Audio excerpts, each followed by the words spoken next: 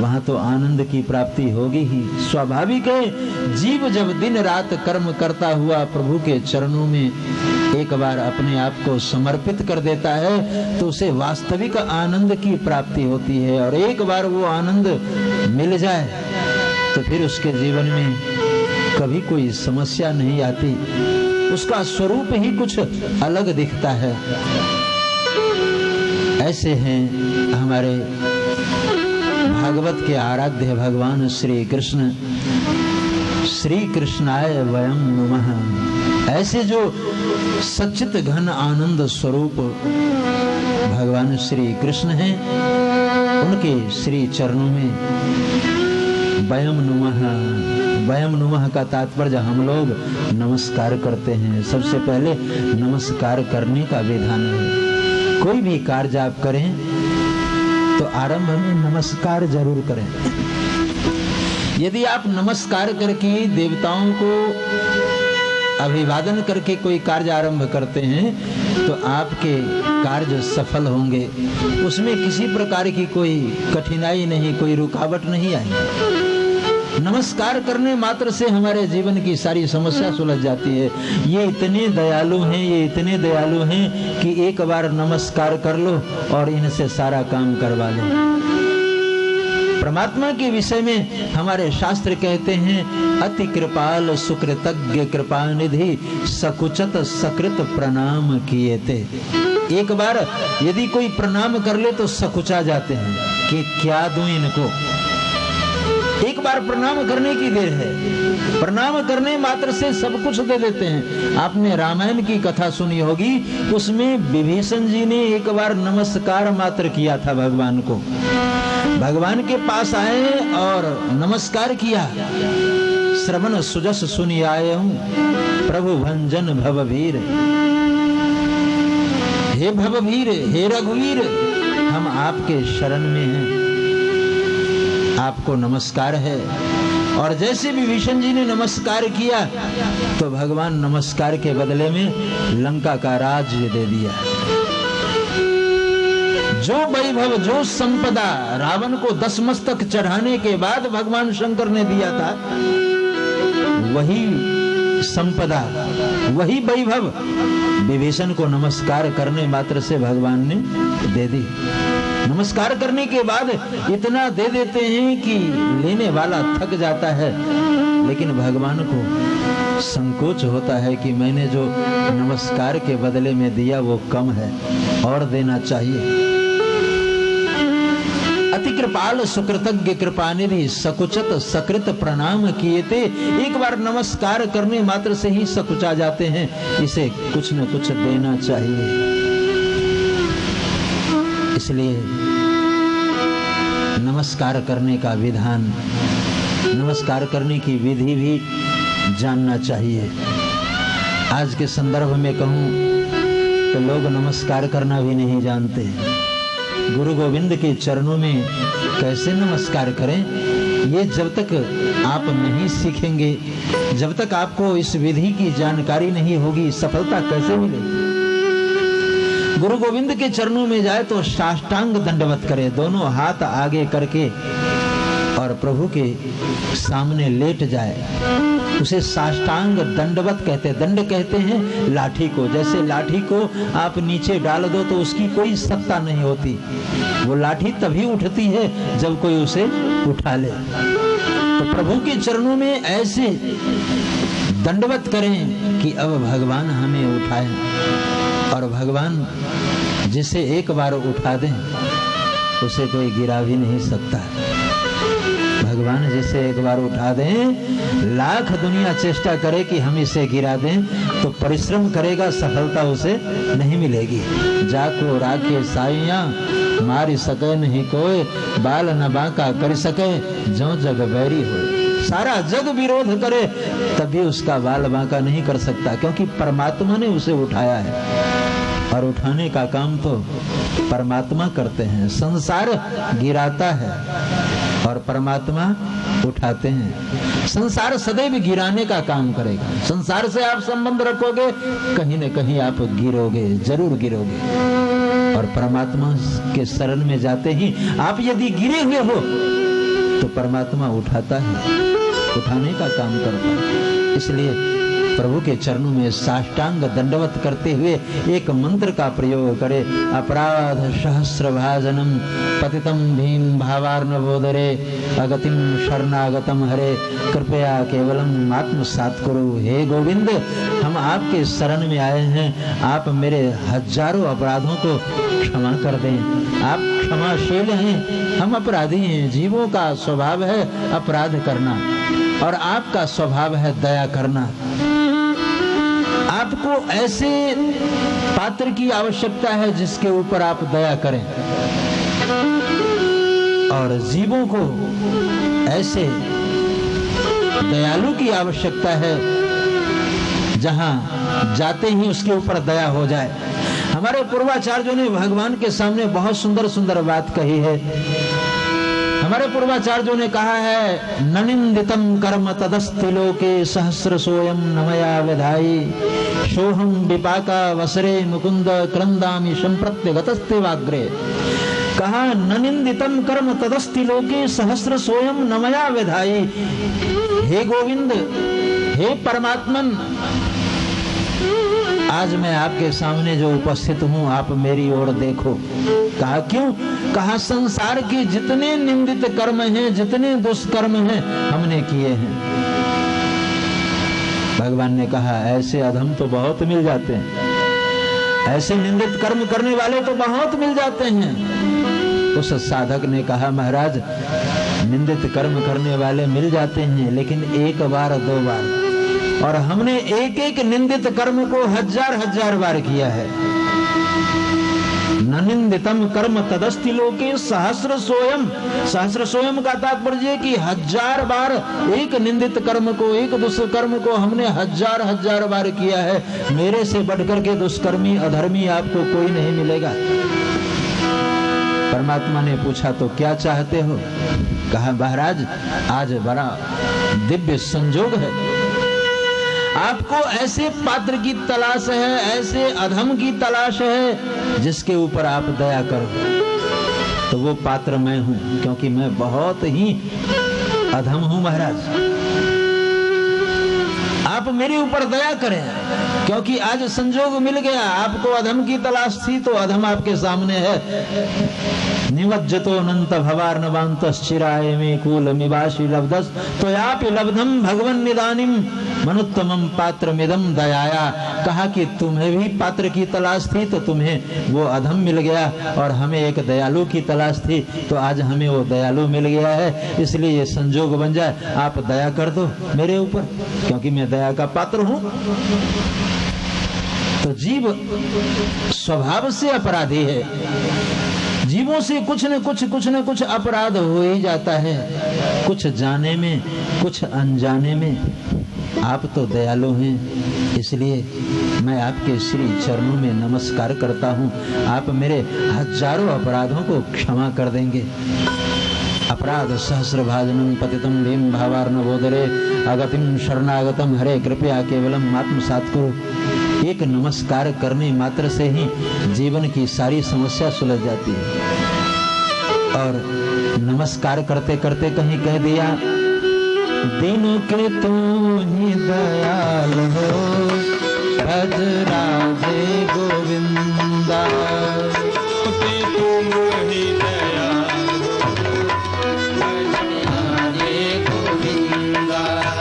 दिनों के तू ही दयाल हो, भज राधे गोविंदा। दिनों के तुम ही दयाल हो, भजो राधे गोविंदा। राधे गोविंदा भज राधे गोविंदा। राधे गोविंदा भजो राधे गोविंदा। राधे गोविंदा भज राधे गोविंदा। राधे गोविंदा भजो राधे गोविंदा। राधे गोविंदा भज राधे गोविंदा। राधे गोविंदा भजो राधे गोविंदा। राधे गोविंदा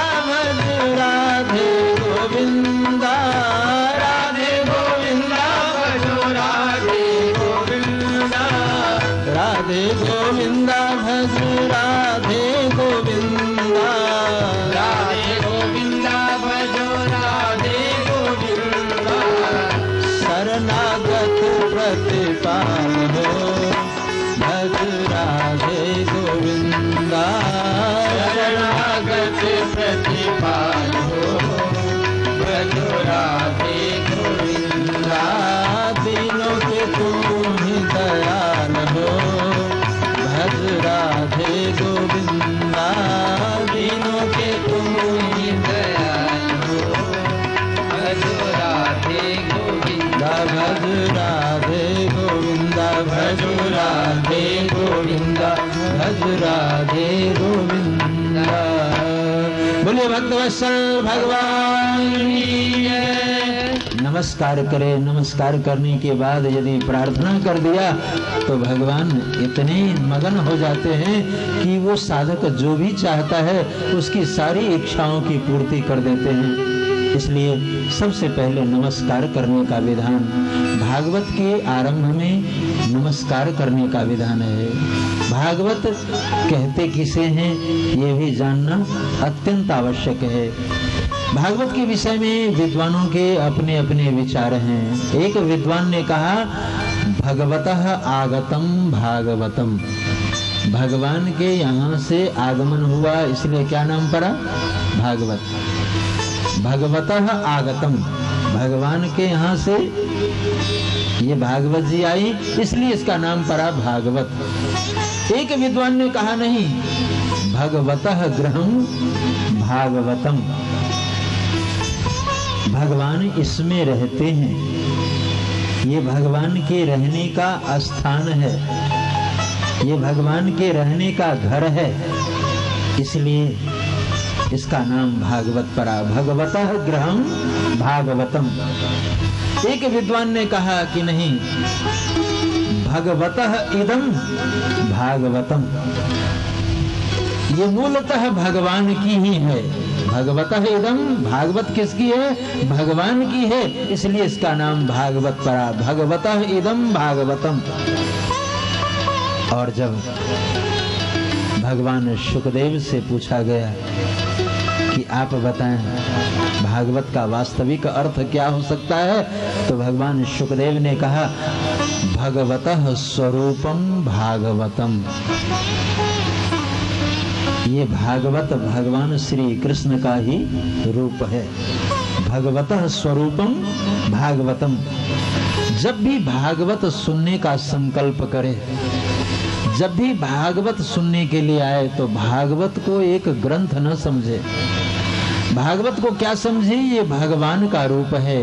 भगवतः स्वरूपम भागवतम। हम श्री कृष्ण का दर्शन करने जा रहे हैं, हम श्री कृष्ण के विचारों को सुनने जा रहे हैं। हम भागवत सुनने तो जा रहे हैं लेकिन साथ साथ भागवत का दर्शन, भागवत में जो भगवान श्री कृष्ण विराजमान है उस श्री कृष्ण का दर्शन करने हम जा रहे हैं। और इस ख्याल से जब यहाँ आप आएंगे तो आपको जन्म और जीवन दोनों का लाभ एक साथ प्राप्त होगा। जन्म का लाभ क्या है? जन्म का लाभ है कि आप भागवत सुन रहे हैं। बहुत ऐसे लोग हैं धन की कमी नहीं है, किसी चीज की कमी नहीं, मन में संकल्प करते हैं कि भागवत सुनेंगे भागवत सुनेंगे, लेकिन कईयों के मन में ही विचार रह जाते हैं और भागवत रटते रटते यात्रा पूरी हो जाती है, संजोग नहीं बन पाता है, भागवत नहीं सुन पाते। एक सत्य घटना आपको सुना रहा हूं, यहीं आपके नजदीक पटियाले की। ये पटियाला जो है यहाँ एक गीता सत्संग भवन है, बहुत विशाल। ये गीता सत्संग भवन का जिस समय निर्माण हो रहा था तो उसी के पास में एक विशाल भवन भी है। तो उस भवन के जो निर्माता थे, गीता सत्संग भवन के निर्माता, उनकी इच्छा ये थी कि जब ये भवन निर्माण हो जाएगा, भवन का निर्माण पूरा हो जाए तो हम इसमें भागवत की कथा रखाएंगे।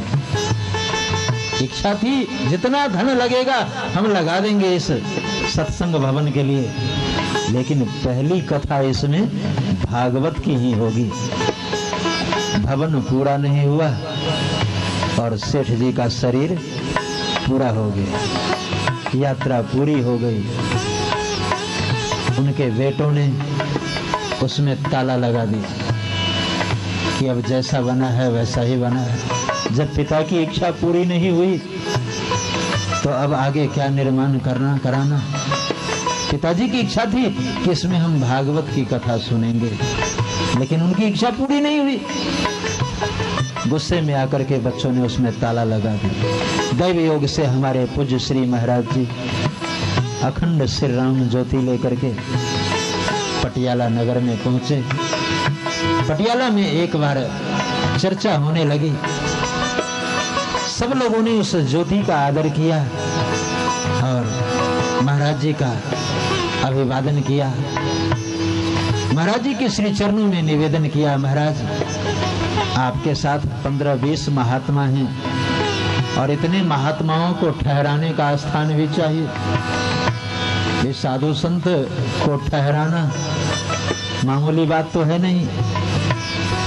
एक हाथी का खर्चा, एक स्त्री का खर्चा और एक साधु का खर्चा बराबर।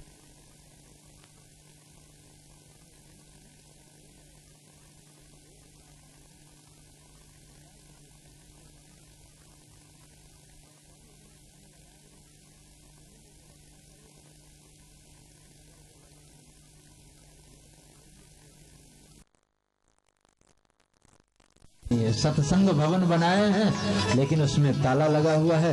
क्यों न चल करके उनके बच्चों से प्रार्थना की जाए कि हमारे यहाँ इतने महात्मा लोग आए हैं और आप ठहरने का स्थान दे दो। नगर के लोगों ने जाकर के जब निवेदन किया, सेठ जी आप इस भवन के ताला को खोल दें, ये जो आपने ताला लगा रखा है ये अच्छी बात नहीं। हमारे नगर में इतने साधु संत आए हैं, ये ज्योति आई है, इसके माध्यम से सत्संग होगा, भजन होगा।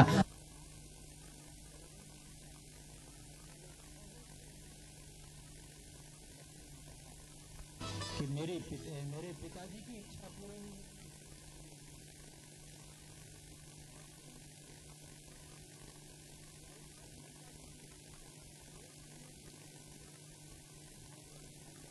करते शरीर पूरा हो गया, इसलिए हमने इस भवन में ताला लगा दी कि जब पिता की इच्छा पूरी नहीं हुई तो अब ये भवन का निर्माण करना उचित नहीं है। नगर के लोगों ने कहा बहुत उच्च कोटि के विद्वान महात्मा आए हैं, हो सकता है भागवत की कथा भी जानते हो, आप जाकर के पूछें। और जब पूज्य श्री महाराज जी के पास नमस्कार करने पहुंचे वो बच्चे और पूछा, महाराज क्या आप भागवत कहना जानते हैं? महाराज जी ने कहा, अरे भैया अगर कोई सुनने वाला हो तो मैं सुना दूंगा। भागवत सुने तो भागवत सुना दूं, गीता सुने तो गीता सुना दूं, रामायण सुने तो रामायण सुना दूं। जिसकी जो रुचि होगी उसकी रुचि के अनुसार वही कथा हम सुना देंगे। अगर भागवत का कोई जजमान मिल जाएगा तो हम भागवत की कथा सुना देंगे। कहा महाराज आप भागवत कथा कह लेते हैं? महाराज जी ने कहा, अरे भाई सुना देंगे। बड़ा प्रसन्न हुआ। कहा महाराज तो एक शर्त पर हम उस भवन का ताला खोलेंगे। कौन सा शर्त? कहा आप सभी साधु महात्माओं की व्यवस्था मेरी ओर से, उसमें कोई दूसरा दखल अंदाजी नहीं करेगा। आप लोगों के ठहरने की, खाने पीने की सारी व्यवस्था मेरे परिवार की ओर से। यदि आपको ये स्वीकार हो तो मैं भवन का ताला खोलता हूँ। महाराज जी ने कहा, भैया हम लोगों को तो जो आटा घी दे आटा घी तेरा, फिर बाकी तमाशा मेरा। साधु तो कहता ही है कि आटा घी तेरा, फिर देख तमाशा मेरा। भाई तुम व्यवस्था करो, उसके बाद तुम्हें सुनाई दूंगा कथा। भवन खोल दिया गया और उसमें जब भागवत की कथा रखी गई और भागवत जी की शोभा यात्रा निकाली गई तो इतनी विशाल शोभा यात्रा और कहीं नहीं हुई। 80 ट्रकों का एक काफिला था और बहुत विशाल शोभा यात्रा। उसमें ये जो पंजाब केसरी के संस्थापक लाला जगत नारायण जी थे, ये मुख्य भूमिका निभा रहे थे। लाला जगत नारायण जी, पांडे जी, डॉक्टर कालीचरण, ये सब जो कुछ थे यहाँ के गणमान्य लोग पंजाब प्रदेश के, ये सभी लोग उस शोभा यात्रा में शामिल थे। भागवत की इतनी विशाल शोभा यात्रा आज तक नहीं निकली। इतना धन लगाया, अपार धन लगाया और तब जाकर के भागवत की कथा आरंभ हुई। अपने स्वर्गीय पिता को मुख्य जजमान के रूप में रखा, सामने पिता की तस्वीर रख दी। पिताजी जीते जी तो आप भागवत नहीं सुन पाए, लेकिन मैं आपका पुत्र आपके निमित्त ये भागवत की कथा रखा रहा हूँ, आप आराम से श्रवण करें और संकल्प में दृढ़ता हो तो सफलता मिल जाती है। किसी के भी नाम से आप भागवत सुन सकते हैं। भागवत की कथा हमेशा हो सकती है।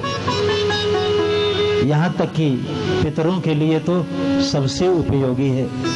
गया श्राद्ध करने के बाद भी घर लौटने पर भागवत की कथा करानी होती है, ऐसा विधान है।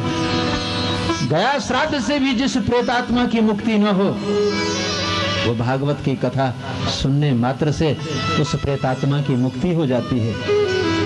श्राद्ध पक्ष में तो विशेष करके लाभकारी है भागवत की कथा। साक्षात भगवान श्री कृष्ण का वांग्मय स्वरूप है, इसलिए भगवान श्री कृष्ण को नमस्कार करनी चाहिए। यहाँ जब भी आए तो पहले क्या करे, नमस्कार करे, और नमस्कार करने के बाद बैठे। सच्चिदानंद रूपाय विश्वोत्पत्त्यादि हेतवे तापत्रय विनाशाय श्री कृष्णाय वयं नमः। भागवत के जो आराध्य हैं भगवान श्री कृष्ण, उनके चरणों में नमस्कार किया। और दूसरा नमस्कार गुरु के चरणों में। भागवत का क्रम कुछ विचित्र है। अन्य ग्रंथों में आप पाएंगे कि पहले गुरु को नमस्कार किया जाता है, फिर गोविंद को नमस्कार किया जाता है। लेकिन भागवत में पहले गोविंद को नमस्कार किया गया, बाद में गुरु को नमस्कार किया गया। अब कहते हैं यम प्रव्रजन्तमनुपेतं वेत कृत्यं द्वैपायनो विरह का करया जुहाव पुत्रेति तन्मयतया तरवोऽभिनेदोष तं सर्वभूत हृदयं मुनिमानतोऽस्मि। यम प्रव्रजन्तमनुपेतं अपेत कृत्यम, अपेत कृत्यम, ये कैसे गुरु हैं? कहा अपेत कृत्य। भगवान शुकदेव के चरणों में नमस्कार किया। दूसरा नमस्कार यम प्रव्रजंत मनुपेतम पेत कृत्यम, अपेत कृत्यम का तात्पर्य कि जिनका नाल छेदन संस्कार नहीं हुआ था। बच्चा जब जन्म लेता है तो माँ के गर्भ से उसका संबंध होता है। जब तक उस नाल छेदन को, उस संबंध को अलग न करे, वो बच्चा किसी के गोद में आने योग्य नहीं होता। तो नाल छेदन संस्कार भी अभी नहीं हुआ था। और 16 साल की अवस्था प्राप्त की, क्योंकि ये सामान्य बालक तो थे नहीं, ये महान योगी थे। इनका निवास गोलोक धाम में था। प्रतिदिन भगवती श्री किशोरी जी अर्थात राधा जी को ये कृष्ण कथा सुनाया करते थे। बदले में श्री राधा जी इन्हें अनारदाने खिलाया करती। अपने हथेली में अनारदाने लेकर के कहते, मेरे प्यारे शुक तुम खाओ और मेरे प्रियतम की कथा सुनाओ, मुझे कृष्ण कथा सुनाओ। सुखदेव जी वो अनारदाने खाते और कृष्ण कथा का गान करते। एक दिन की बात है, श्री किशोरी जी अपने हथेली में अनारदाने लेकर के भगवान सुखदेव को निवेदन किया, मेरे प्यारे सुख इसे स्वीकार करो। और वो अनारदाने स्वीकार करने के चक्कर में सुखदेव जी का तुंड जो था, चोंच जो था,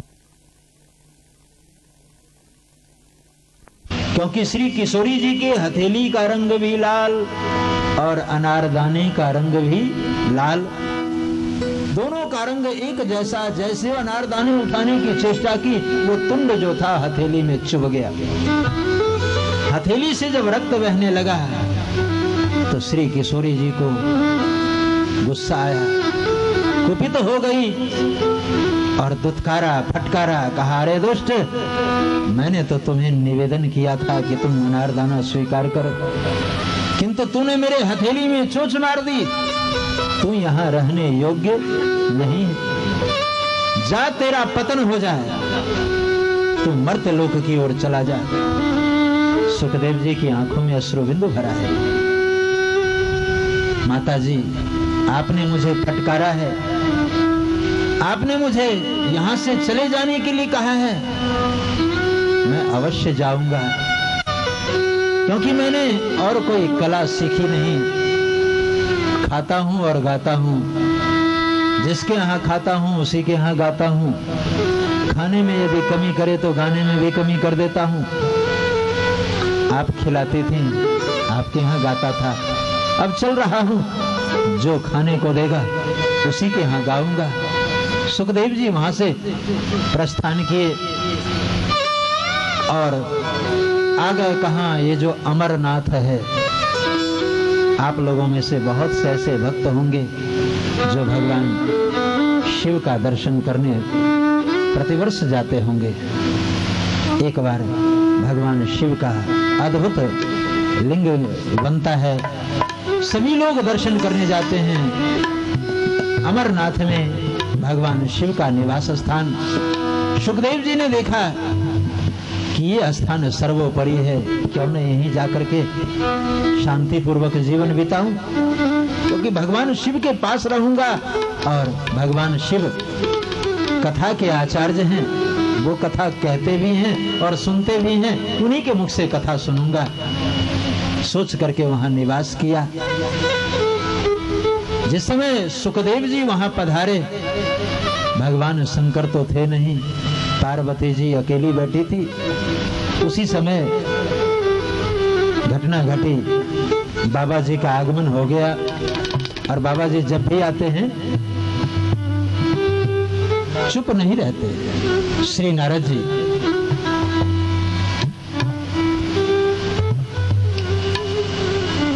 श्रीमन नारायण नारायण की ध्वनि लगाते हुए वहां पहुंचे। नारायण नारायण की ध्वनि लगा रहे थे। जैसे वहां पदार्पण हुआ, पार्वती जी ने देखा कि ये तो गुरु जी की आवाज है। गुरु जी आ रहे हैं। चरणों में नमस्कार की, आसन दिया बैठने के लिए। गुरुदेव, आपका आगमन अकारण नहीं होता, आपके आने के पीछे कुछ न कुछ कारण अवश्य होता है, आप बताएं कैसे आगमन हुआ। श्री नारद जी ने कहा, देखो देवी, मैं अकारण नहीं आता, मैं एक जिज्ञासा लेकर के आया हूं। ये जो तुम्हारे पति के गले में मुंडों के माल हैं,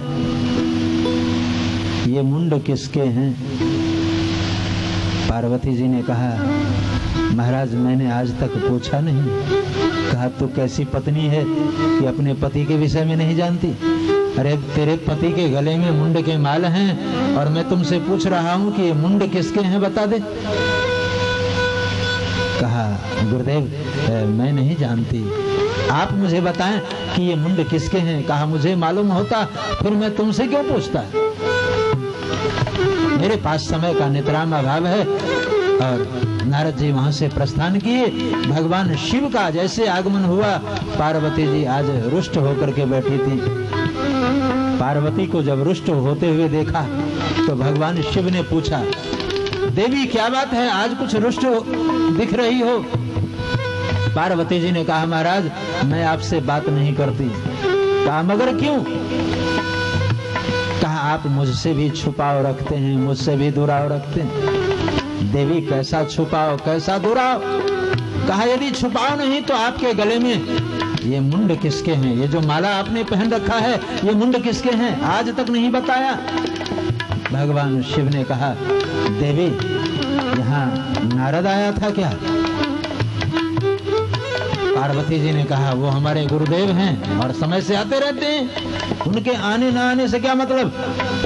कहा, बस बस मैं समझ गया, ये नारद की ही करतूत है, नहीं तो आज तक तुम्हारे मन में किसी प्रकार की जिज्ञासा नहीं हुई। और आज तू कह रही है कि आपके गले में ये मुंड के माल किसके हैं, ये मुंड किसके हैं, आप बताएं। तो देवी आज मैं तुम्हारे सामने एक सत्य का प्रतिपादन कर रहा हूं। ये मुंड और किसी के नहीं है, तुम्हारे हैं। पार्वती जी चौंक गई, मेरे? कहा, क्या मतलब? कहा, जब भी तुम्हारा जन्म होता है मेरे साथ ही विवाह होता है, और जब तुम मरने लगती हो, मरने का समय आ जाता है, तो उस समय हमें बहुत दुख होता है। तुम्हारा वियोग में नहीं सह पाता देवी, इसलिए तुम्हारे सिर को अलग करके अपने गले में धारण कर लेता हूं। कहा, इतने मुंड? कहा, तुम्हारे इतने जन्म हो चुके हैं, ये तुम्हारे ही सिर हैं और किसी दूसरे के सिर नहीं है। पार्वती जी चकित होकर के कभी मुंड को देख रही हैं, कभी भगवान शिव को। एक जिज्ञासा हुई, महाराज मैं मर जाती हूँ और आप? भगवान शंकर ने कहा मैं अमर हूँ। कहा ये बात बनी नहीं, मैं बार बार जन्म लेती हूँ, बार बार मर जाती हूँ और आप कभी नहीं मरते। कहा नहीं। क्यों नहीं मरते? कहा देवी मैंने अमर कथा सुनी है और अमर कथा एक बार अगर सुन ले तो वो जीव अमर हो जाता है, वो मरता नहीं। और अमर कथा और कुछ नहीं, ये श्रीमद् भागवत की कथा ही अमर कथा है। एक बार सुनने वाला निश्चित रूप से अमर हो जाता है। कहा महाराज तो आपने जो अमर कथा सुनी है क्या हमें सुनाएंगे? भगवान शिव ने कहा देवी अमर कथा सुनने के कुछ नियम हैं, कुछ विधियां हैं, तुम सुन पाओगे कि नहीं सुन पाओगी, क्या भरोसा? कहा नहीं नहीं महाराज मैं कथा सुनूंगी। और भगवान शंकर ने कहा एक शर्त पर सुनाऊंगा, क्योंकि भगवान शंकर को पता था कि ये देवी कथा नहीं सुन पाएगी। खास करके देवियों का जो पक्ष है उसमें जो हमेशा कथा सुनती हैं वो तो सुन लेती है, और जो कथा कभी कभी सुनती हैं यदि आए तो कथा में भी गप्पबाजी करती हैं बैठ करके।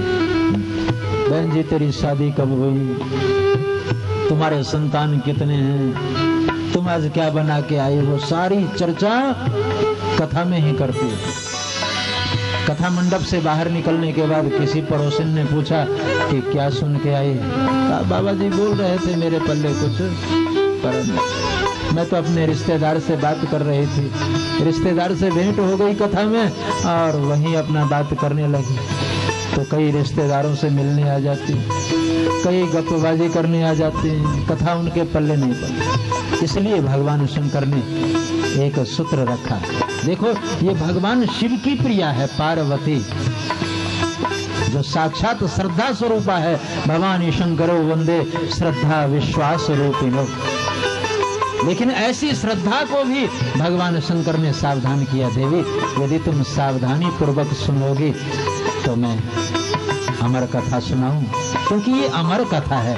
जरा सी चूक हो गई तो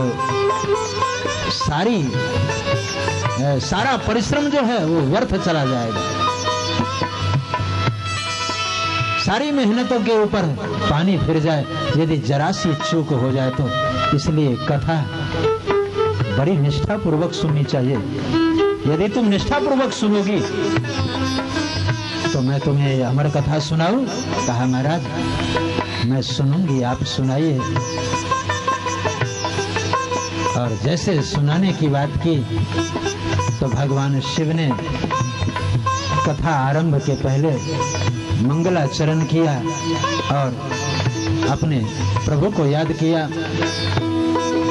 जय सिया राम जय सिया राम, जय सिया राम जय जय सिया राम, जय सिया राम जय सिया राम, जय सिया राम जय जय सिया राम, जय सिया राम जय जय सिया राम, जय सिया राम जय जय सिया राम, जय सिया राम जय जय सिया राम, जय सिया राम जय जय सिया राम, जय सिया राम जय सिया राम, जय सिया राम जय जय सिया राम, जय सिया राम जय सिया राम, जय सिया राम जय जय सिया राम। मंगलाचरण की, प्रभु के चरणों में प्रार्थना की। भगवान शिव के आराध्य हैं राम, और राम कृष्ण में कोई अंतर नहीं है। देवताओं में किसी प्रकार का कोई अंतर नहीं होता। अंतर राम कृष्ण के मानने वालों में, भेद राम कृष्ण के मानने वालों में। जो राम जी को मानता है वो कहता है राम जी बड़े हैं, जो श्याम जी को मानता है वो कहता है कि नहीं श्याम जी बड़े हैं। कई जगह तो भयंकर विवाद हो जाता है। अयोध्यावासी और ब्रजवासी दोनों यदि टकरा गए तो मारपीट होने तक की संभावना हो जाती है। अयोध्यावासी कहते हैं कि राम जी बड़े हैं, ब्रजवासी कहते हैं कि नहीं कृष्णस्तो भगवान स्वयं, राम जी आंशिक अवतार है और भगवान श्री कृष्ण जो है पूर्ण अवतार है। राम जी 12 कला में और कृष्ण जी 16 कला में, इसलिए भगवान श्री कृष्ण पूरे और राम जी अधूरे। ऐसी मान्यता भक्तों की है। यदि मूलतः विचार करके देखा जाए तो न राम जी अधूरे हैं और न श्याम जी अधूरे हैं, दोनों पूरे हैं, दोनों पूर्ण ब्रह्म हैं। राम जी सूर्य कुल में आए। एक बार ब्रह्म जो है सूर्य वंश में आया और सूर्य 12 कला में ही पूर्ण है। सूर्य को कहाँ पूर्णता मिली? 12 राशि में, 12 कला में ही सूर्य पूर्ण है, इसलिए वो 12 में ही पूर्ण हो गए। जैसे 4 चौवन्नी और 2 अठन्नी, 2 अठन्नी 1 रुपया और 4 चौवन्नी 1 रुपया। अब कोई कहे कि मैं 4 चौवन्नी को ही 1 रुपया मानूं, 2 अठन्नी को 1 रुपया नहीं मानूं, तो ये उसका दुराग्रह होगा, ये उसकी हठधर्मिता होगी। और आज के संदर्भ में कहूं तो दुराग्रहियों की कमी नहीं है। वास्तविकता का बोध होने के बाद भी दुराग्रह बना हुआ है। 4 चौवन्नी 1 रुपया, 2 अठन्नी 1 रुपया। एक 12 कला में ही पूर्ण हो गए, एक 16 कला में पूर्ण हो गए। राम और कृष्ण दोनों पूर्ण हैं, उनमें किसी प्रकार की कमी नहीं। भेद तो राम कृष्ण के मानने वालों में है। हमसे आप पूछो तो राम और श्याम दोनों एक हैं, मूलतः एक हैं, तत्वतः एक हैं। इसीलिए पहले राम कथा होती है, बाद में कृष्ण कथा होती है। राम बने घनश्याम अवध के, राम बने घनश्याम अवध के, राम बने घनश्याम। लखन बने बल राम जानकी, लखन बने बल राम जानकी। राधा रानी नाम, राधा रानी नाम, राधा रानी नाम, राधा रानी नाम। इनमें भेद कृपाल मान जो, इनमें भेद कृपाल मान जो, नर कहूँ नाही ठाम अवध के।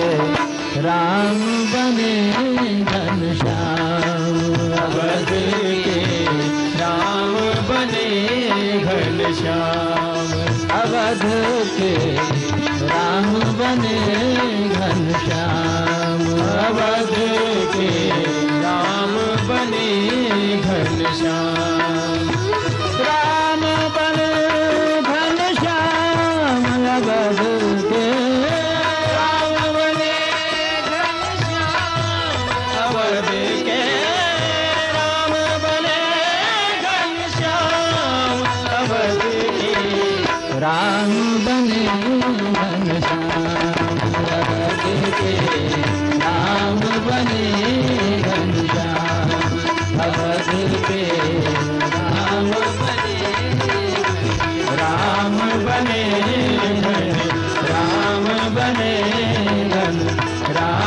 बने घनश्याम। राम और कृष्ण दो नहीं, मूलतः एक है, तत्वतः एक है। एक 12 में ही पूर्ण हो गए, दूसरे 16 कला में पूर्ण हुए। देवताओं में किसी प्रकार का भेद नहीं।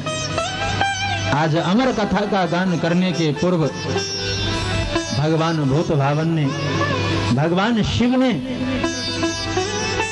भगवान श्री राम के चरणों में अभिनंदन किया, वंदन किया और आज्ञा मांगी, हे स्वामी आप यदि आदेश करें तो आपके कृष्ण रूप की कथा सुना दूं। भगवान राम ने आदेश कर दिया, सुनाओ, मैं तुम्हारा मुख्य श्रोता हूं। अपनी बात सबको अच्छी लगती है, शिव मुझे श्रोता मान करके कथा सुना। और भगवान शिव ने कृष्ण कथा का गान आरंभ किया। प्रथम स्कंद की कथा आरंभ की तो भगवान शिव तो डूब करके कथा कहते थे। कथा कहने वाले भी कई तरह के होते, एक पढ़ करके कहता है, एक रट करके कहता है और एक डूब करके कहता है। तो जो डूब करके कथा कहे उसकी आंखें बंद हो जाती है। भगवान शंकर प्रभु प्रेम में इतने डूबे हुए कि आंखें बंद की और कथा सुनाना आरंभ किया। कथा शुरू तो की लेकिन मुख्य श्रोता, मुख्य जजमान जो थी कौन? पार्वती। वो सो गई। श्रोता से क्या बन गई? श्रोता। और यहाँ मन लगा के अगर कथा न सुने तो श्रोता से लोग क्या हो जाते हैं? सोता। धीरे धीरे और कभी कभी आगे ज्यादा झुके तो सामने वाले के पीठ में टक्कर भी मार देते। और यदि सिर टकराया, उसे चोट लगी तो बात कोर्ट कचहरी तक पहुंच जाती है। और खास करके चंडीगढ़ के लिए कहूं तो फिर कहना ही क्या।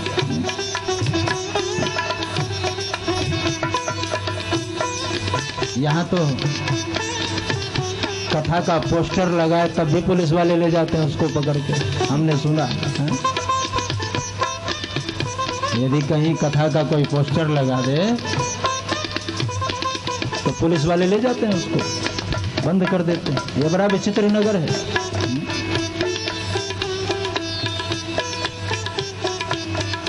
बेढंगे बेढंगे पोस्टर, सिनेमा का नंग धरंग पोस्टर लगा दे तो उसको नहीं उखाड़ता कोई। लेकिन यदि किसी महापुरुष की फोटो हो, राम श्याम का फोटो हो, वो अगर कहीं लगाए तो लोग उसको ले जाते हैं। ये भारतीय संविधान ही कुछ ऐसा है, क्योंकि इसके जड़ में एक दीमक है, जिस दीमक का नाम है धर्मनिरपेक्ष। उस दीमक का नाम है धर्मनिरपेक्ष, जो सिर्फ जबान तक है। कोई धर्मनिरपेक्ष हो नहीं सकता। धर्मनिरपेक्ष का ढिढोरा पीटने वाला भारत का प्रधानमंत्री, भारतवर्ष के राष्ट्रपति, ये सभी लोग कह तो सकते हैं कि ये धर्मनिरपेक्ष है, लेकिन उसी समय यदि उनके पिताजी आ जाएं वहां तो नमस्कार करना होगा। पिता को नमस्कार करेंगे। किसी ने पूछा कि ये कौन है, उत्तर देना होगा कि ये मेरे पिताजी हैं, मैं इनका पुत्र हूं। ये किसने आदेश दिया? ये कौन कह रहा है कि ये हमारे पिताजी हैं? धर्म ही तो कह रहा है। ये धर्म ही तो कह रहा है कि ये मेरे पिताजी हैं। धर्म निरपेक्ष कोई हो ही नहीं सकता, चाहे कुछ भी कर ले। धर्म निरपेक्ष होने का कोई प्रश्न है ही नहीं। लेकिन ये जबान तक बातें आई है, सिर्फ जिह्वा पर है धर्म निरपेक्ष, धर्म निरपेक्ष। और धर्म निरपेक्षता सिर्फ हिंदुओं के लिए है। एक बात ये भी ध्यान से सुन लेना, एक हिंदू समाज जो है उसी के लिए ये शब्द प्रयोग होता है, धर्म निरपेक्ष। और किसी दूसरे समाज के लिए नहीं, वहां तो सापेक्ष होता है, वहां तो धर्म सापेक्ष है। इसलिए कि हमारी हिंदू जाति सहिष्णु है और यही सहिष्णुता का परिणाम। आज हमारे मंदिर से आवाज आ जाए, यहीं पास में सीताराम मंदिर है, यहां से माइक में अगर आवाज कर दी जाए एक बार कि हमारा धर्म खतरे में है, मेरे ख्याल से मंदिर परिसर में कोई नहीं पहुंचेगा। कानों में आवाज तो आएगी, सब लोग सुनेंगे, लेकिन वहां तक धर्म की रक्षा करने कोई पहुंचेगा नहीं। लेकिन मुस्लिम समाज में एक बार यदि मस्जिद से घोषणा कर दी जाए कि इस्लाम खतरे में है, तो इतनी अपार भीड़ हो जाएगी कि प्रशासनिक अधिकारियों को नाको चने चबाने पड़ जाते व्यवस्था करने में। इसलिए कि वो संगठित है। और हमारे यहाँ घर घर में फूट है, भारतवर्ष में फूट ही तो बिकता है। भारतवर्ष में क्या बिकता है? ककड़ी और फूट। तो जहां फूट ही फूट है वहां तो कोई भी राज कर सकता है। मेरे कहने का तात्पर्य कि ये धर्म की बात है, धर्म निरपेक्षता के कारण ही ये सब हो रहा है। होना यही चाहिए कि भाई जहाँ धार्मिक अनुष्ठान है उन अनुष्ठानों की चर्चा होनी चाहिए, उसके प्रति झुकाव होनी चाहिए, उसके प्रति लगाव होनी चाहिए। लेकिन विचित्र नगर है, क्या किया जाए नगर की बात। तो यहाँ यदि कथा में किसी को आपने टक्कर मार दी और कहीं वो थाने पहुंच गया तो लेने के देने पड़ जाएंगे।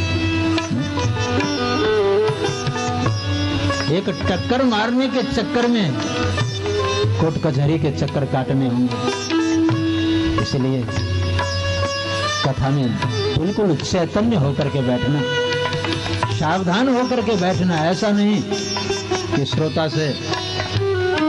हो नमस्कार करने लगे और लोगों के पीठ में टक्कर मार दी, ऐसा नहीं। जो मन लगा करके कथा नहीं सुने उसी के ऊपर निद्रा देवी आती है।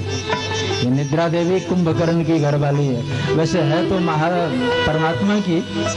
या देवी सर्वभूतेषु निद्रा रूपेण संस्थिता नमस्तस्यै नमस्तस्यै नमस्तस्यै नमो नमः, है तो भगवान की। लेकिन महात्मा लोग विनोद में कहते हैं कि ये कुंभकर्ण की घरवाली है।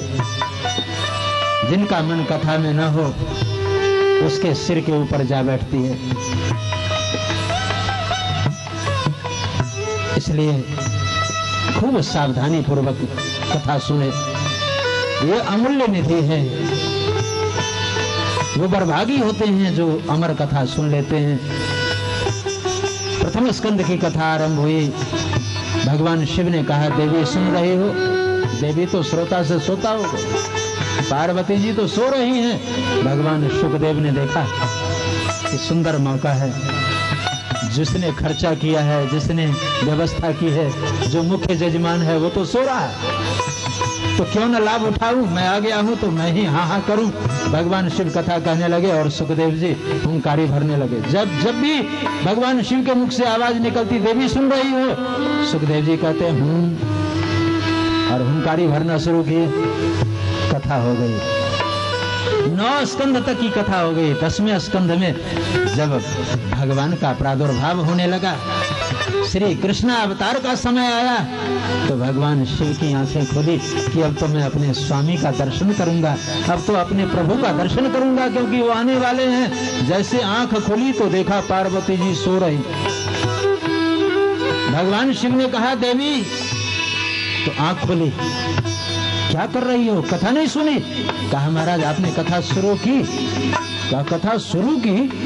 अरे अब तो समापन की ओर है, अब तो कथा विश्राम लेने वाली है, तू कह रही है कि कथा आपने शुरू की, कथा नहीं सुनी। कहा महाराज आप क्षमा कर दें, मैं श्रोता से सोता हो गई थी, इसलिए कथा नहीं सुन पाई। कई तरह के श्रोता होते हैं ना, श्रोता, सोता, सरौता, सरकोता, कई तरह के होते हैं। वास्तविक श्रोता जो होते हैं वो तो कथा सुन के ही जाते हैं।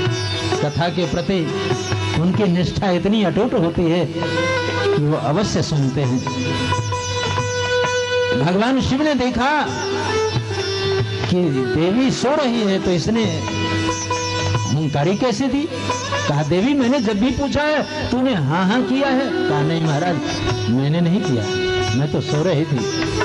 कहा फिर ये हुंकारी किसने भरी। भगवान शिव ने देखा सुखदेव को, और सुखदेव जी को जब वहां विराजमान देखा तो अपने त्रिशूल उठाई और सुखदेव जी के ऊपर जैसे त्रिशूल प्रयोग किया सुखदेव जी वहां से भागे। यहाँ एक प्रश्न ये उठा कि अगर किसी ने कथा सुन ली तो उसके ऊपर त्रिशूल का प्रयोग क्यों किया गया। इसलिए कि पति पत्नी के बीच की बात थी, कोई सामूहिक कथा नहीं हो रही थी। पति पत्नी को रहस्य की बात बता रहे थे, तीसरा कोई सुनेगा तो उसके सामने मुसीबत तो आएगी। इसलिए सुखदेव जी के सामने मुसीबत आई, वो त्रिशूल का प्रयोग किए और त्रिशूल के डर के मारे वहां से भागे। आगे आगे सुखदेव जी, पीछे पीछे वो त्रिशूल। देखे कि अब बचना मुश्किल है, कहाँ जाऊं क्या करूं, तो बद्री वन की ओर चले गए जहां व्यास देव जी की पत्नी विश्राम कर रही थी, मुख खुला हुआ था।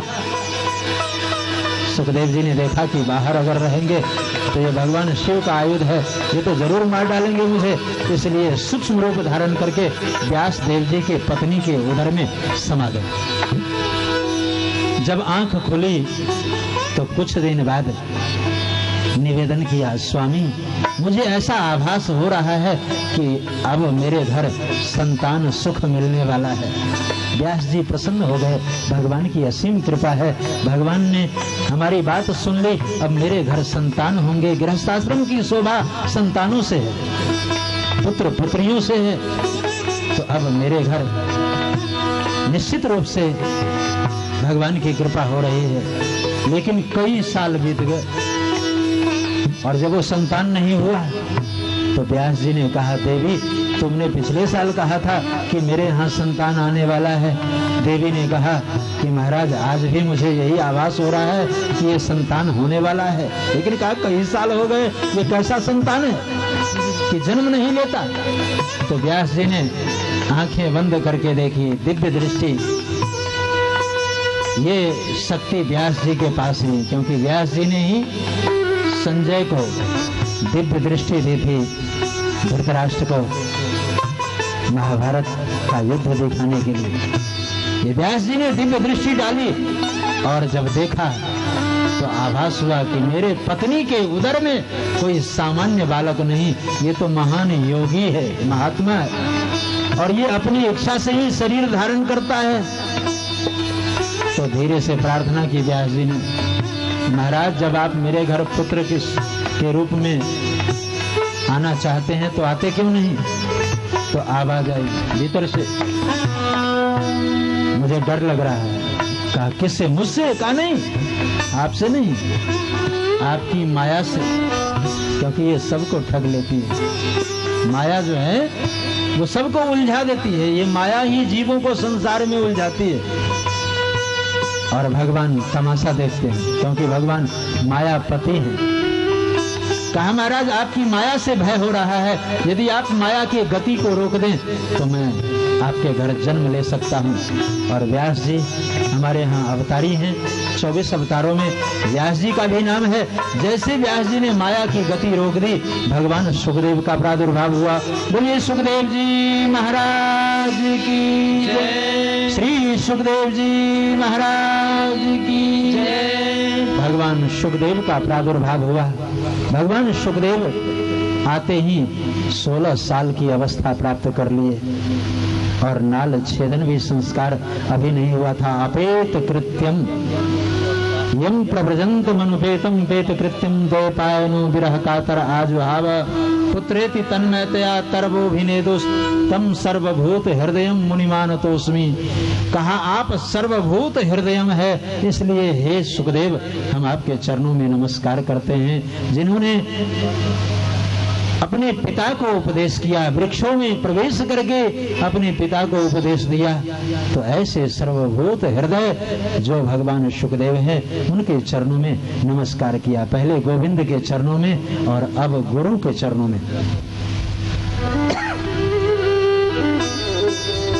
गुरुदेव तुम्हारी जय हो, गुरुदेव तुम्हारी जय हो रे, गुरुदेव तुम्हारी जय हो रे, गुरुदेव तुम्हारी जय हो रे, गुरुदेव तुम्हारी जय हो रे, गुरुदेव तुम्हारी जय हो रे, गुरुदेव तुम्हारी जय हो रे, गुरुदेव तुम्हारी जय हो रे, सुखदेव तुम्हारी जय हो रे, सुखदेव तुम्हारी जय हो रे, सुखदेव तुम्हारी जय हो रे,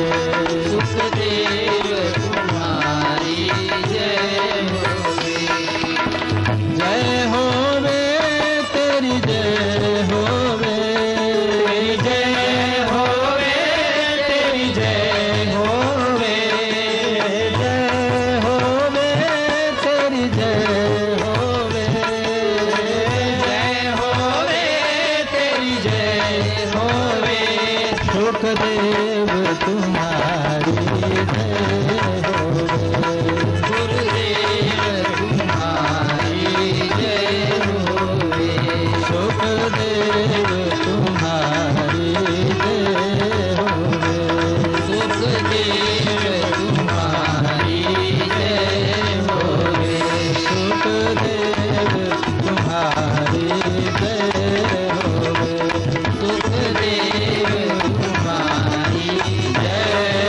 हो रे। बोले सुखदेव जी महाराज की जय। सबसे पहले गोविंद को नमस्कार किया गया, पश्चात श्री गुरुदेव के चरणों में नमस्कार किया और दो नमस्कार करने के बाद अब कथा में प्रवेश कर रहे हैं। नैमिषारण्य का पावन पवित्र क्षेत्र 88,000 ऋषियों के बीच श्री सूत जी महाराज विराजमान हैं। सभी ऋषियों ने श्री सूत जी का अभिनंदन किया, वंदन किया, चरणों में बैठ करके प्रार्थना की है।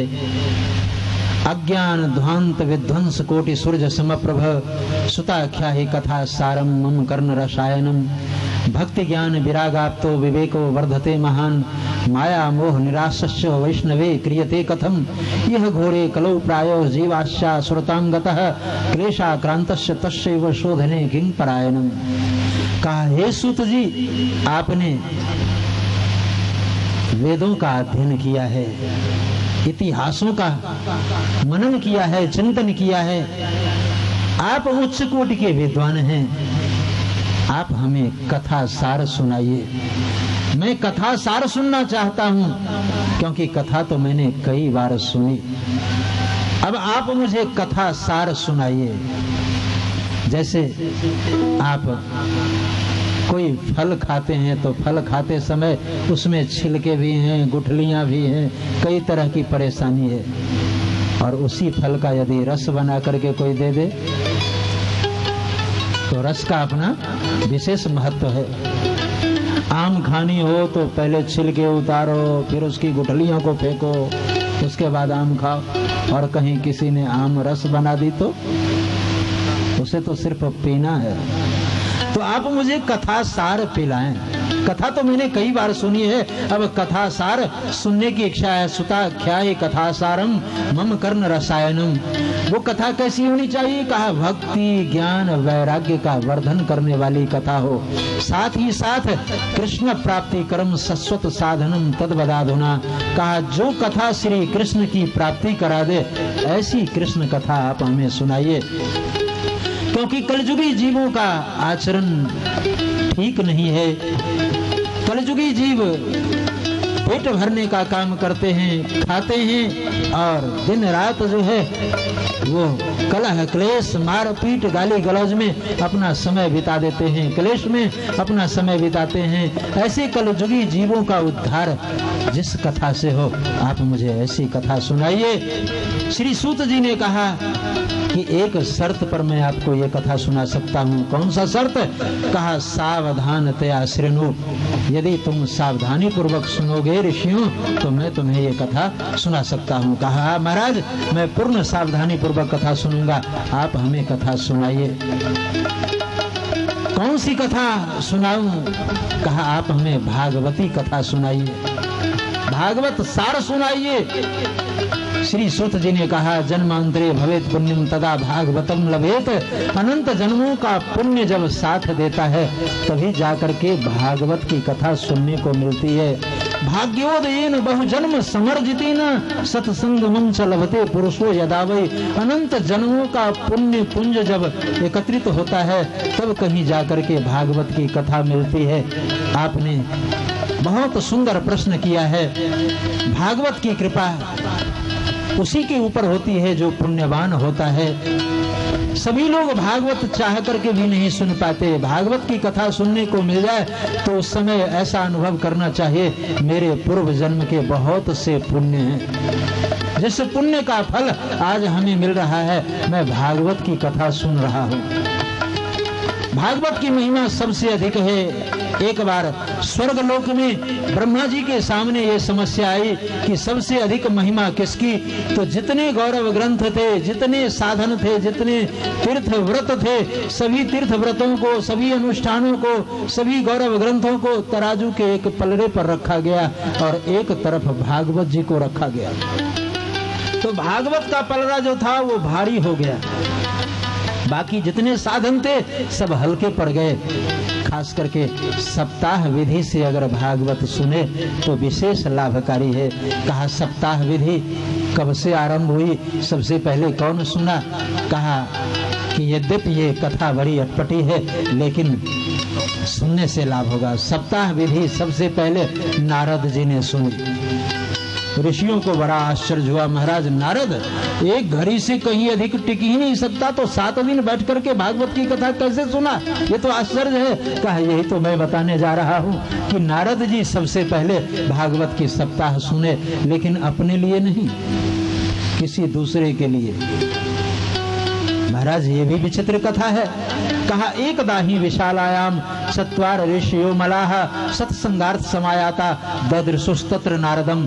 एक बार विशालापुरी में, विशालापुरी का अर्थ बद्री नारायण में, एक बार बद्री नारायण में 4 महात्मा थे, सनक सनंदन सनत कुमार और सनातन। ये चारों महात्मा आपस में सत्संग कर रहे थे। चारों वक्ता, चारों श्रोता और चारों के जिह्वा पर एक ही मंत्र, श्री हरि शरणम श्री हरि शरणम श्री हरि शरणम श्री हरि शरणम। एकमात्र श्री हरि शरणम श्री हरि शरणम, और कुछ जानते ही नहीं। चारों कथावाचक, चारों श्रोता, चारों वक्ता, तो चारों महात्मा सत्संग कर रहे थे। उसी समय श्री नारद जी को तेज तेज कदमों से आते हुए देखा। पूछा नारद जी से, नारद कथम ब्रह्मन दीन मुख कुतश्चिंता तुरो भवान त्वरितम गम्यते कुत्र कुतश्चागमन तव। कहा रे ओ नारद आज कुछ दुखी लग रहा है। तू कैसा संत है कि दुखी है? संत को तो दुख नहीं होता। लेकिन यही बात जब एक बार कबीर दास जी से पूछा गया तो कबीर दास जी ने बहुत सुंदर बात कह दी। राजा दुखिया प्रजा दुखिया साधु के दुख दूना। कहे कबीर सुनो भाई साधु, एको घर ना सोना। राजा दुखिया प्रजा दुखिया, साधु के दुख दूना। कहा महाराज एक ऐसी बात आपने कह दी, साधु के दुख दूना क्यों? क्योंकि साधु अपने दुख से दुखी नहीं होता। ये साधु पुरुषों का लक्षण है। यदि कोई अपना दुख सुना दे साधु को, तो साधु उसके दुख से दुखी हो जाता है। यदि कोई सुख सुना दे तो उसके सुख से सुखी हो जाता है। साधु के पास ना अपना कोई दुख है और न कोई अपना कोई सुख है। और कई बार मैंने आपसे ये निवेदन किया है कि आज तक मुझे न दुख की जानकारी हुई और न सुख की। बीच में अपनी बात सुना रहा हूँ, आप अन्यथा नहीं मानेंगे। न मुझे दुख के विषय में अभी तक जानकारी हुई कि दुख किसे कहते हैं, मुझे नहीं मालूम। सुख किसे कहते हैं मैं ये भी बता नहीं सकता, क्योंकि न सुख की जानकारी है और न दुख की जानकारी। जिस दिन तुम मेरे तरह हो जाओगे, तुम्हारी भी स्थिति यही हो जाएगी। न सुख के विषय में पता चलेगा और न ही दुख के विषय में, क्योंकि ये यात्रा जो है सुख दुख से परे है, बड़ी ऊंची यात्रा है। यदि कोई दुख सुना दे तो साधु दुखी हो जाता है कि इसके दुख को कैसे दूर करें। नारद जी अपने दुख से दुखी नहीं थे, किसके दुख से दुखी थे? नारद जी ने कहा मैं अपने दुख की बात सुना रहा हूं। अहम तो पृथ्वीं यातो ज्ञात्वा सर्वोत्तमामिति पुष्करम च प्रयागम च काशीम गोदावरीम तथा हरिक्षेत्रम कुरुक्षेत्रम श्रीरंगम सेतुबंधनम ए मादिश तीर्थेषु ब्रह्मानि तस्ततः। कहा सनकादि ऋषियों, एक बार मैं मर्तलोक की यात्रा की, पुष्कर राज गए, प्रयागराज गए, काशी गया, गोदावरी की यात्रा की, हरिद्वार की यात्रा की, कुरुक्षेत्र की यात्रा की, श्रीरंगम की यात्रा की, भारतवर्ष के जितने गौरव स्थान हैं सभी स्थानों की यात्रा की, लेकिन ना पश्चिम मैंने कहीं पर सत्य नहीं देखा। सत्यम नास्ति तपः शौचम दया दानम न विद्यते। कहीं भी मर्तलोक में सत्य का पालन नहीं हो रहा है, धर्म का पालन नहीं हो रहा है। विचित्र स्थिति है मर्तलोक में। और सभी जगह से भ्रमण करते करते जब मैं जमुना के किनारे आया, वृंदावन के पास आया, तो एक स्त्री मुझे दिखाई दी। वो कई स्त्रियों से घिरी हुई थी। मैं स्त्रियों को देखा तो एक किनारे हो गया कि स्त्रियों के बीच में जाने की क्या जरूरत है। लेकिन जैसे दूर जाने लगा, वो स्त्री आवाज दी, कहा भो साधो क्षणम तिष्ठ मच्चिंतामपि नाशय दर्शनम तब लोकस्य सर्वथा घरम परम। कहा महाराज आप कैसे संत हो कि मुझे दुखी अवस्था में छोड़ करके जा रहे हो, मेरे ऊपर दया तो करते जाओ। आवाज जानी पहचानी लगी और जब मैं पहुंचा तो पूछा देवी आप कौन? उसने परिचय दी, अहम भक्त रीति ख्याता इमो में तनयो मतो।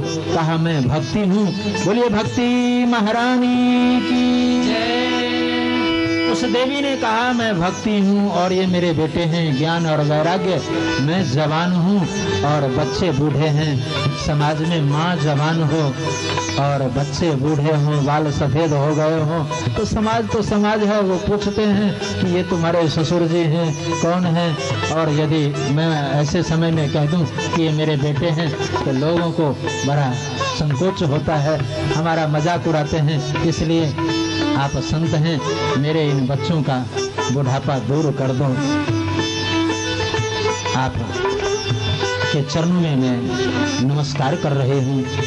मैं तो जवान हूँ, क्योंकि वृंदावन में भक्ति हमेशा जवान रहती है, ज्ञान वैराग्य बूढ़े हो जाते हैं। वृंदावन में तो ज्ञानियों की भी दशा विचित्र हो जाती है। वृंदावन में वैराग्य की उतनी महत्ता नहीं है, ज्ञान की उतनी महत्ता नहीं। वहाँ तो एक बार अगर वृंदावन में पहुँच जाए तो ज्ञान वैराग्य की चोरी हो जाती है। वहाँ एक चोर रहता है। एक ने बहुत सुंदर बात कही है, इसी पंक्ति के साथ ये सभा विश्राम लेगी। सुनिए वृंदावन की महिमा। किसी ने मना किया, और पथिक मत जइयो तू वृंदावन की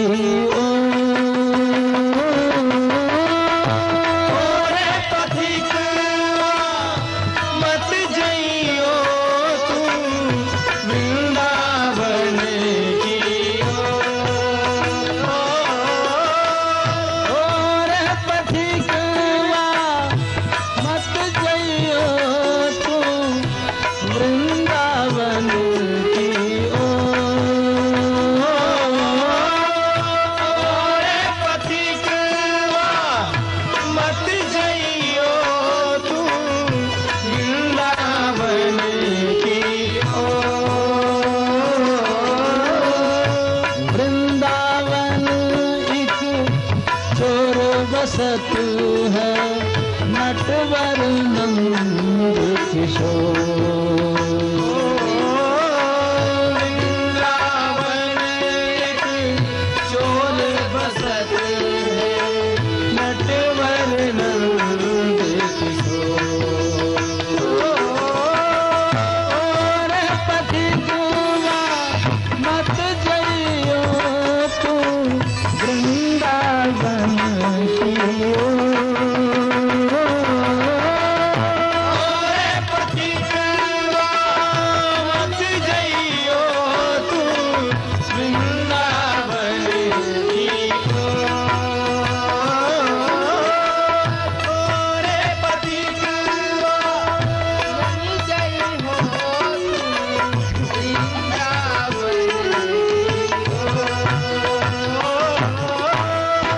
मना किया कि वृंदावन मत जाना। क्यों? कहा वृंदावन एक चोर वसत है नटवर नंद किशोर। चुरा लेता है और जिसकी चोरी हो जाए, गठरी मुठरी सब कुछ चोरी हो जाए, वो वापस कैसे आए? वृंदावन एक बार यदि पहुंच जाए और किसी वृक्ष के नजदीक रात भर डेरा डाल दे तो वो वृक्ष ही उसे पकड़ लेते हैं कि अब तो कहाँ जा रहा है, अब तो कहाँ जा रहा है भाई।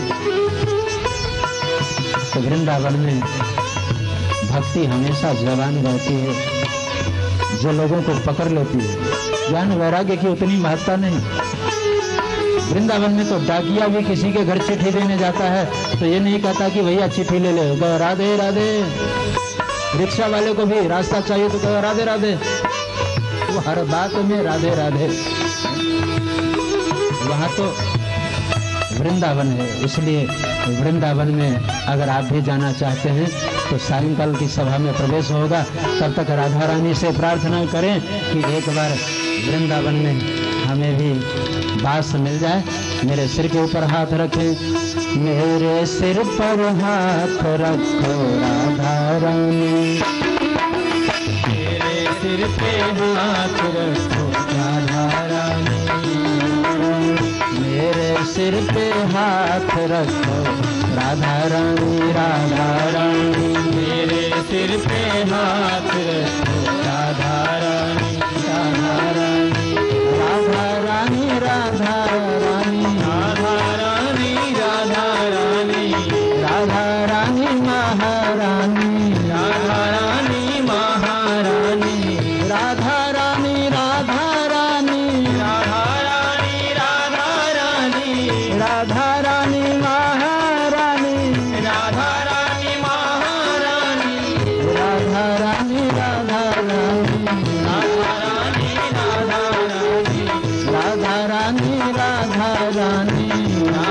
रानी, राधा रानी, चरण कमल मावास देखो राधा रानी, राधा रानी, चरण कमल मावास देखो राधा रानी, राधा रानी, मेरे सिर पे हाथ रखो राधा रानी, राधा रानी, मेरे सिर पे हाथ रखो राधा रानी, राधा रानी, मेरे सिर पे हाथ रखो राधा रानी, राधा रानी, मेरे सिर पे हाथ रखो राधा रानी, राधा रानी, राधा रानी, महारानी, राधा रानी महारानी, राधा रानी महारानी, राधा रानी, राधा रानी, राधा रानी, राधा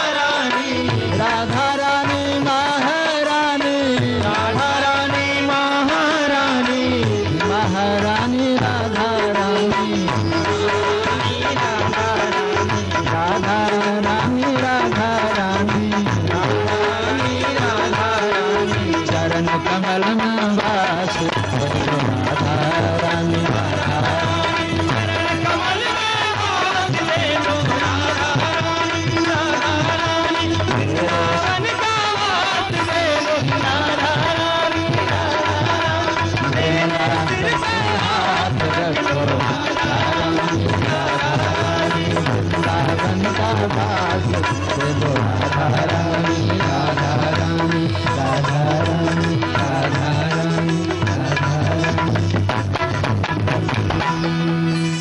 जय जय श्री राधे जय जय श्री राधे जय जय श्री राधे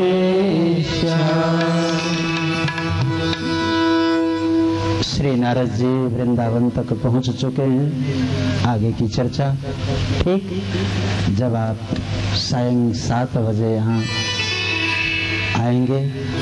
आज की सभा यहीं विश्राम ले रही है। आरती होगी। आरती के पश्चात आप सभी प्रसाद ले लेकर अपने अपने निवास स्थान की ओर जाएंगे। आरती करें और जजमान ही गायब है, आरती दिखाई आरती